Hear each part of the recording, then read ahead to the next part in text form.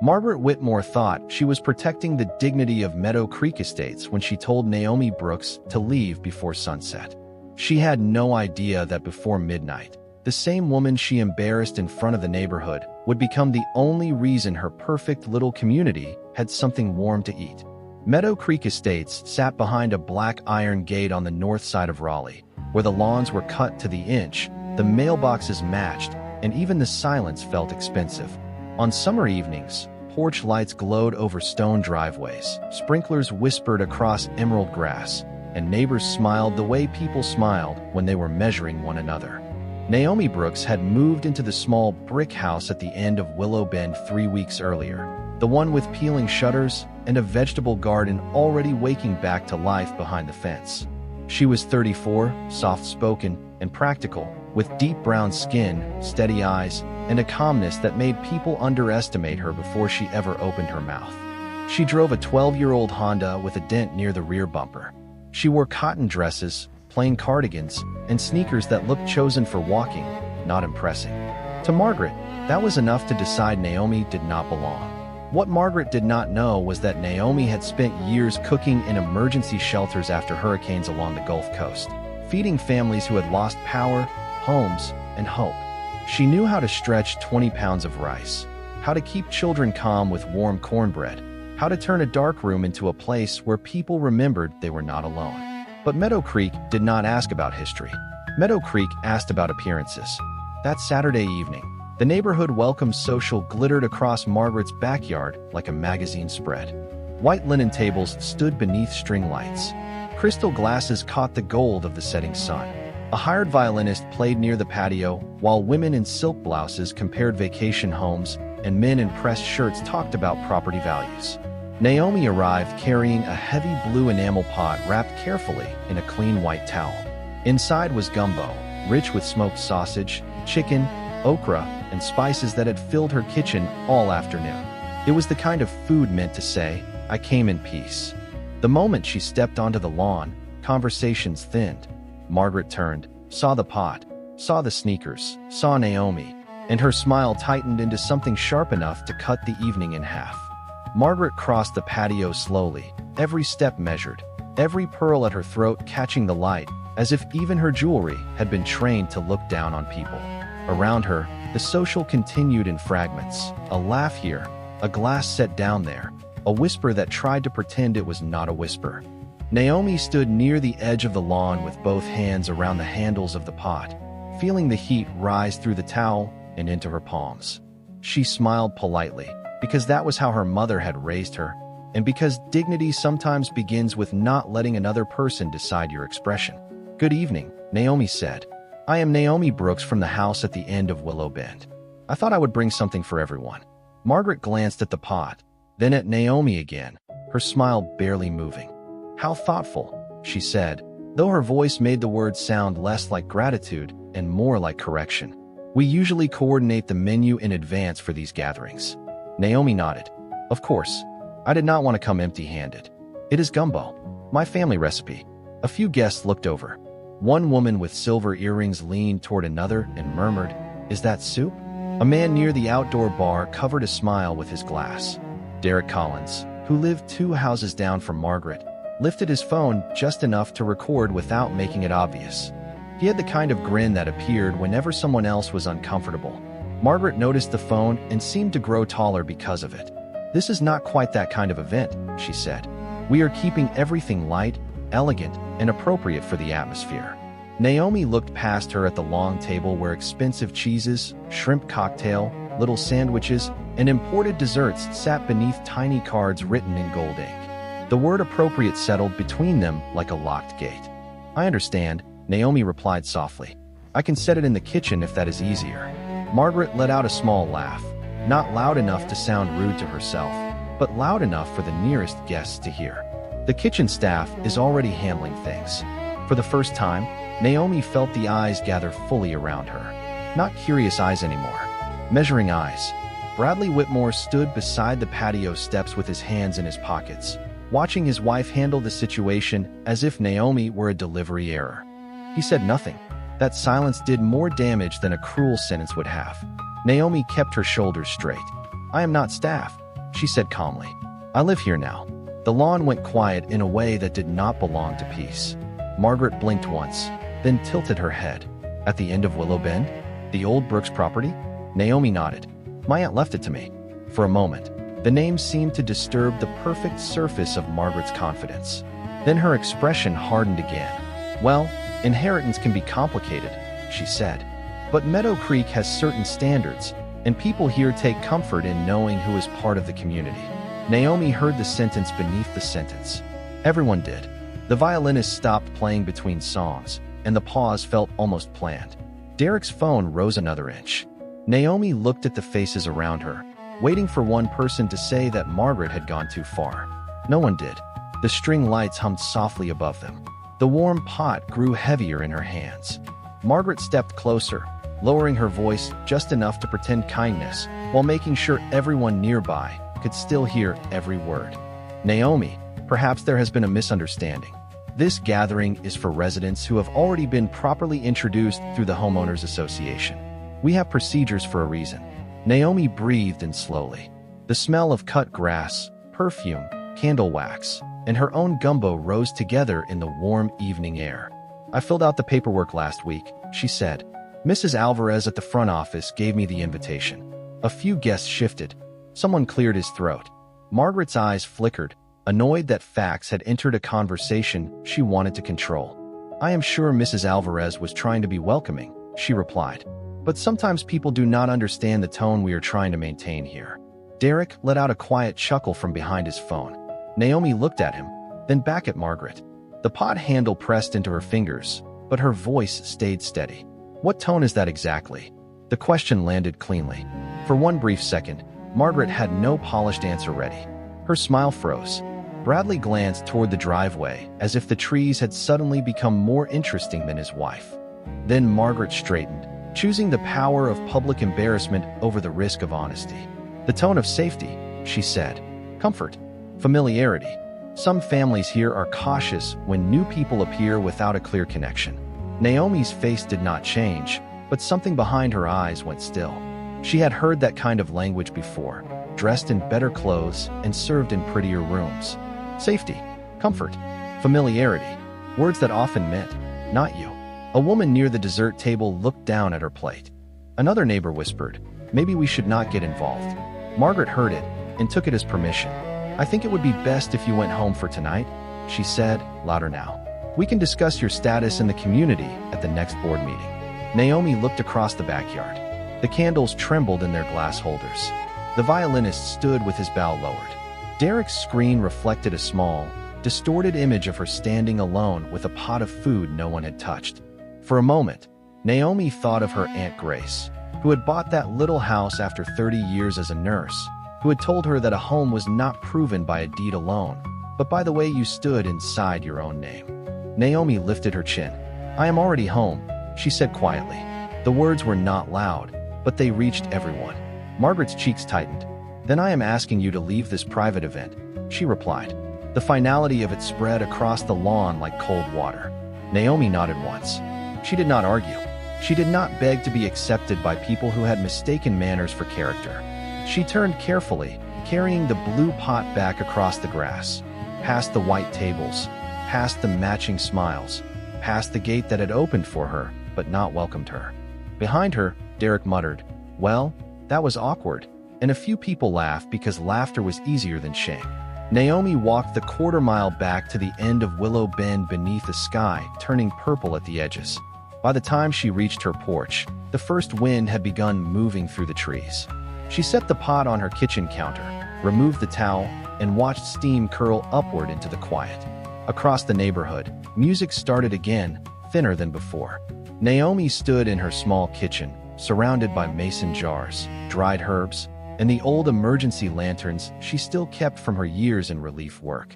Outside, far beyond the manicured lawns, thunder rolled low over Wake County. The night had not finished speaking.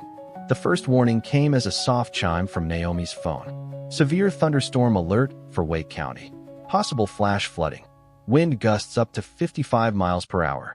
She read it twice, then looked toward the window where the trees along Willow Bend had begun to bend in one direction, their leaves flashing silver beneath the porch light. Most people in Meadow Creek treated weather warnings like background noise, something to complain about while checking if the golf course would open tomorrow. Naomi did not. She had seen how quickly a comfortable home could become cold, how fast a stocked refrigerator meant nothing when the power failed, how pride disappeared when children were hungry and roads were blocked. Without hesitation, she moved through her kitchen with quiet purpose. She filled pitchers with water, checked the batteries in her lanterns, pulled extra blankets from the hallway closet, and turned the gumbo back onto a low flame. Then she opened the pantry her Aunt Grace had taught her to keep ready. Rice, beans, cornmeal, canned tomatoes, chicken broth, peanut butter, crackers, powdered milk, and enough coffee to calm a tired room before sunrise. Outside, thunder pressed closer. At Margaret's house, the violinist had packed up early, but the guests remained under the covered patio, pretending the weather added charm to the evening. Margaret stood near the French doors, laughing too brightly as wind pushed napkins across the lawn and made the string lights sway. Someone mentioned the alert. Margaret waved it away with a jeweled hand. "These storms always look worse on the news," she said. "We have excellent drainage here." Derek Collins, still pleased with himself, replayed the video of Naomi leaving for 2 men near the bar. "Look at her face," he said, lowering his voice but not his cruelty. "She really thought she was invited." One of the men gave a weak smile. The other looked away. Bradley stepped inside to check the radar, his expression tightening as a red band of storm moved across the screen like a stain. "Margaret," he called, "maybe we should send people home." But before she could answer, the sky opened. Rain struck the patio roof in a sudden roar. The candles went out first. Then the backyard lights flickered. The guests gasped as darkness swallowed the perfect lawn, leaving only the white flash of lightning behind the trees. For 3 seconds, everyone waited for the power to return, because in Meadow Creek, things usually returned when expected. It did not. Phones lit up one by one, small blue squares floating above nervous faces. The automatic gate at the entrance stopped halfway open. Somewhere down the street, a transformer popped with a dull, distant sound, and every house on Willow Bend went black. At the end of the street, Naomi lifted one lantern onto the kitchen table, then another beside the stove. Warm light filled the room. The gumbo simmered steadily, thick and fragrant. She glanced toward the dark neighborhood, tightened the lid on the pot, and whispered to the empty house, "All right, Lord. Let me be useful." Within 15 minutes, Meadow Creek Estates no longer looked untouchable. The rain came sideways across the manicured lawns, turning the stone walkways slick and sending thin streams of muddy water along the curbs. The great houses that had seemed so bright an hour earlier stood dark behind their tall windows, each one reflecting lightning in brief, nervous flashes. At Margaret Whitmore's house, the guests crowded into the living room, their damp shoes squeaking on polished hardwood, their expensive clothes clinging awkwardly, their voices rising with every new inconvenience. The refrigerator had gone silent. The wireless internet was gone. The security system beeped until Bradley finally found the backup panel and shut it off. Someone complained about the automatic gate being stuck. Someone else said 2 oak branches were blocking the road near the entrance. Margaret moved from room to room with her phone in her hand, trying to keep her authority intact, but the battery icon had turned red, and no one was looking to her with admiration anymore. They were looking to her for answers. She had always known how to arrange flowers, organize committees, reject paint colors, and make people feel small without leaving fingerprints. She did not know how to make light out of darkness. She did not know how to feed 20 anxious neighbors when every appliance in her kitchen depended on electricity. In the family room, her 8-year-old granddaughter Lily sat on the couch wrapped in a decorative throw, her face pale, her small hands pressed together in her lap. She had been visiting for the weekend, proud of her new sparkly sneakers and her missing front tooth. Now her voice trembled when she whispered, "Grandma, my stomach feels funny." Margaret knelt in front of her at once, all the polished ice in her expression breaking around the child. Bradley checked the pantry and came back with a box of crackers, but the children at the party had eaten most of them earlier. The cheese tray was warm. The desserts had been left outside too long in the damp air. There was no hot food, no working stove, no plan. For the first time that evening, Margaret's confidence did not merely crack. It emptied. Across the room, Derek Collins stood by the window, his phone useless in his hand, no longer laughing at anything. His video of Naomi leaving still sat in his camera roll, but he had stopped watching it. The sound of rain filled the spaces where jokes had been. Then Mrs. Alvarez, the Homeowners Association secretary, who had been quiet all night, lifted her head slightly. "Do you smell that?" she asked. At first, no one answered. Then Bradley stepped toward the foyer. Beneath the rain, beneath the wet leaves and the cold air pushing under the door, there was something warm drifting through the street. Smoked sausage, chicken, pepper, onion, spice. A smell that did not belong to fear. A smell that belonged to a kitchen still alive.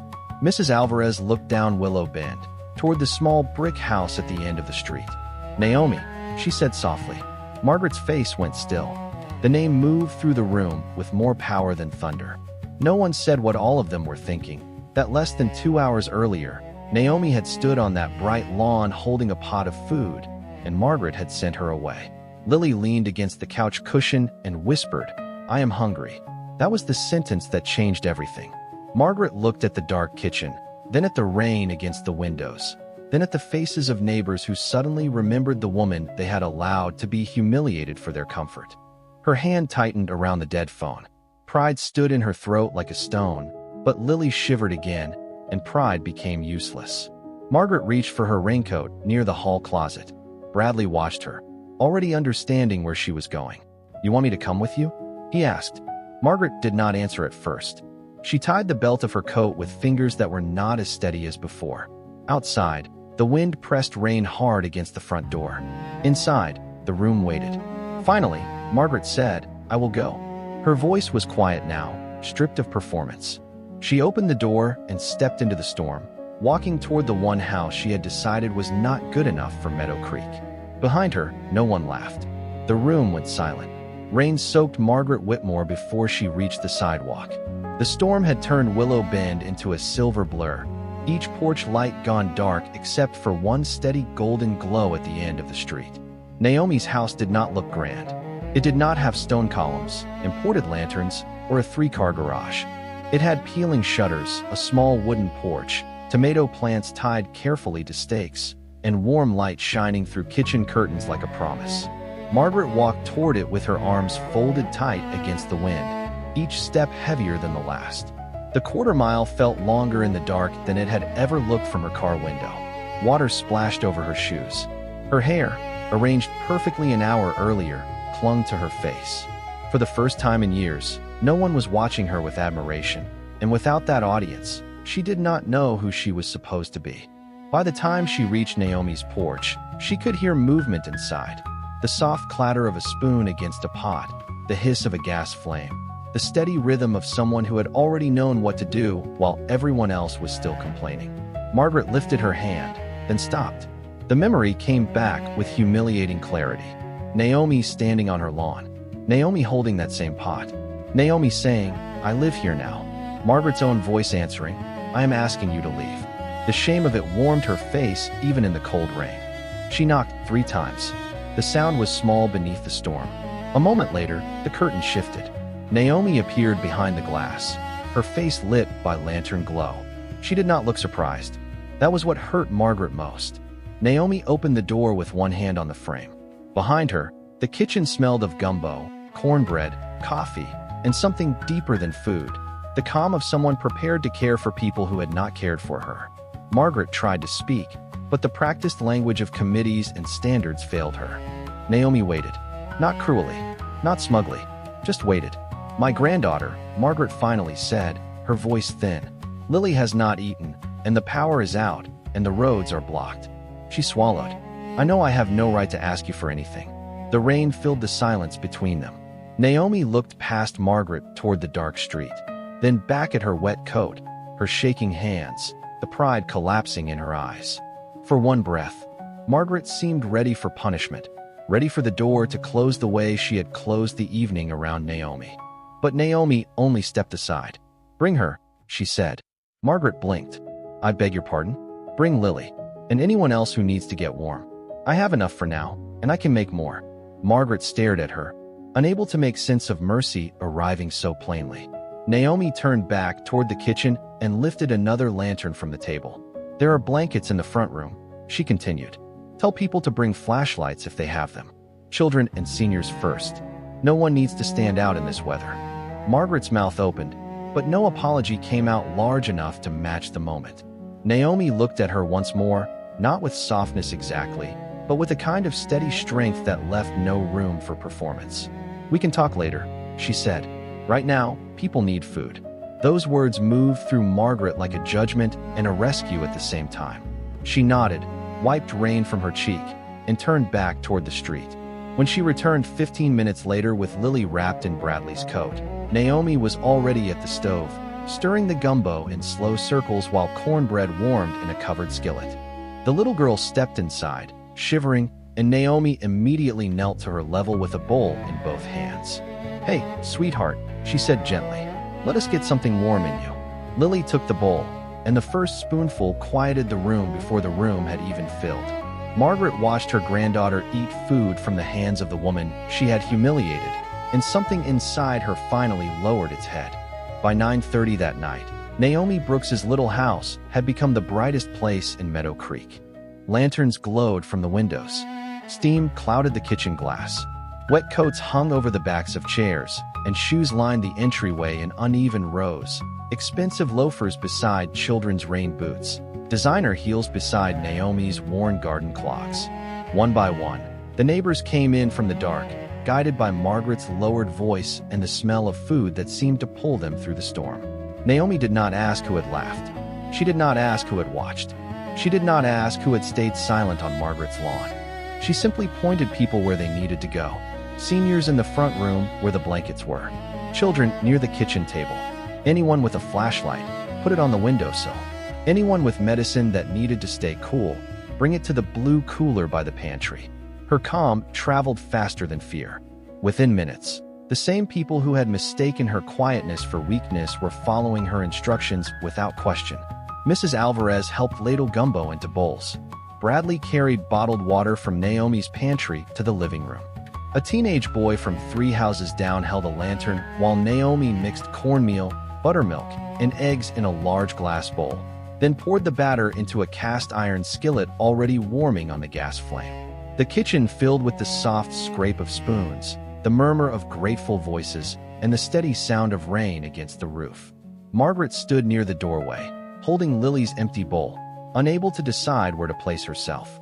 In her own home, she had always known the center of every room. Here, she was a guest in the mercy of someone she had tried to exclude. Naomi moved past her gently. "More in the pot if Lily wants seconds," she said. Margaret looked down at the bowl. She ate all of it. She whispered. "Good," Naomi replied. "Warm food helps the body settle. I learned that after Hurricane Ida." Mrs. Alvarez turned sharply. "You worked Hurricane Ida relief?" Naomi nodded while checking the cornbread. 3 weeks in Louisiana, then 2 in Mississippi the next year after flooding. Mostly kitchens, supply lines, senior check-ins. Nothing fancy. The room began to quiet as her words spread. "Nothing fancy," she had said, while 20 people sat under her roof because she knew exactly how to keep panic from becoming chaos. Derek Collins stood near the front window, his phone finally getting a faint signal. He looked at the screen, then at Naomi, then back at the video he had recorded earlier.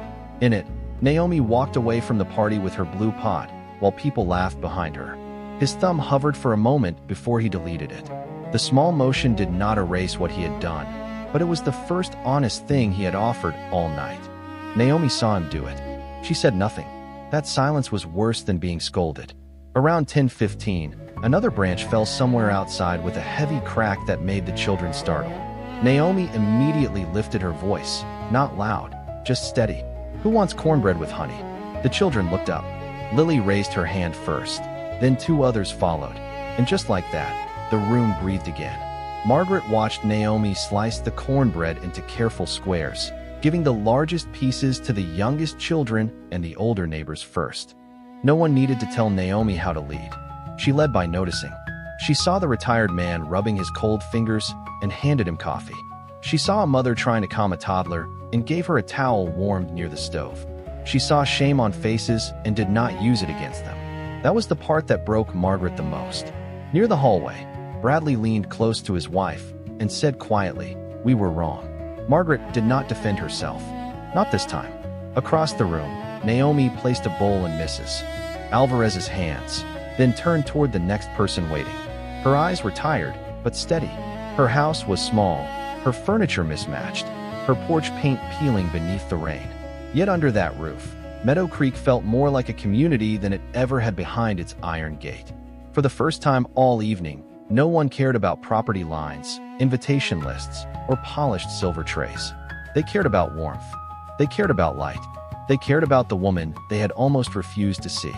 Around 11 o'clock, the storm began to loosen its grip, but the power stayed out, and the roads remained blocked beneath fallen limbs and standing water. Inside Naomi's house, the first wave of panic had softened into something quieter.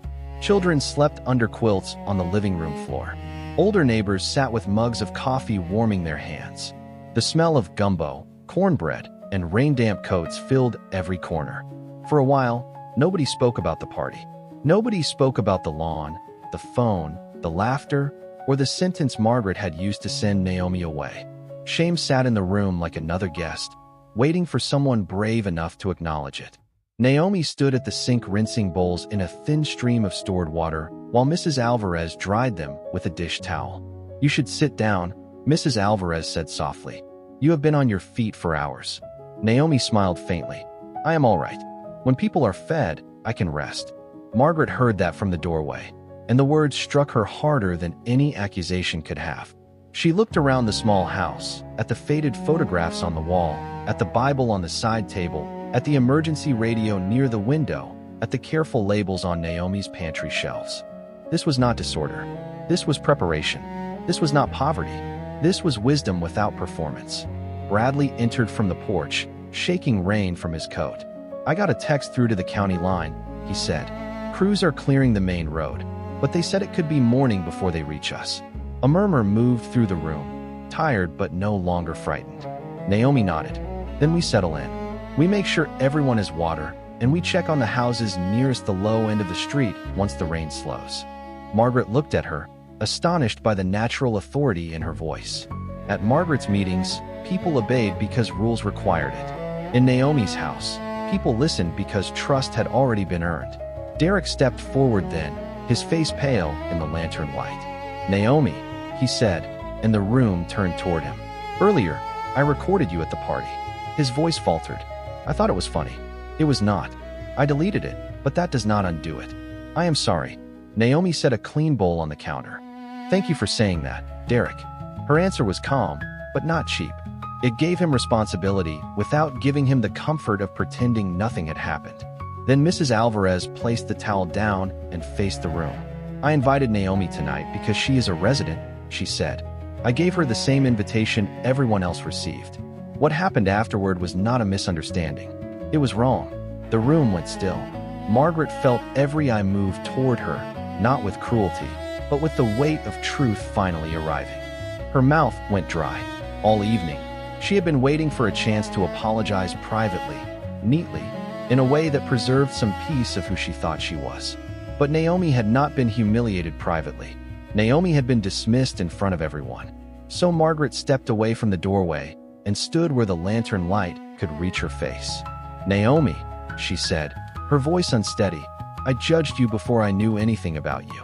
I used words like standards and comfort because I did not want to admit what I really meant.